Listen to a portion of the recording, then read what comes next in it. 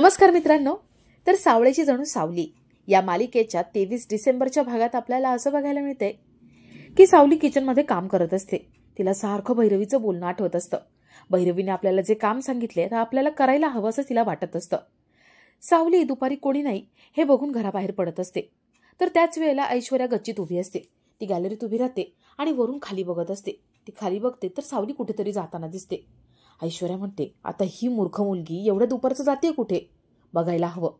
ऐश्वर्या तिचा पाठलाग करते. सावली रिक्षा पकडते आणि तिथून निघून जाते. ऐश्वर्या म्हणते, सावली या दिशेला चालली आहे का? ठीक आहे, आता मी हिचा पाठलाग करते. ऐश्वर्या तिचा पाठलाग करत असते. तर थोड्या वेळाने सावली जगन्नाथ आणि अलकाच्या घरी पोहोचते. जगन्नाथ, अलका यांच्या डोळ्यात पाणी येतं. ते म्हणतात, सावली आता तू आली आहेस ना, आता इथं राहायचे, जायचं नाही. 4-5 दिवस तर तू राहायचंच आहे. सावली म्हणते, नाही मी पटकन जाणार आहे. अलका म्हणते, ठीक आहे तुला जायचंय जा, पण सावली जेवून जाशील ना?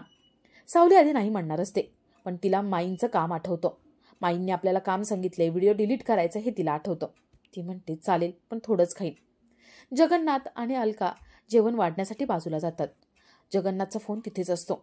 सावली तो फोन घेते आणि विचार करत असते.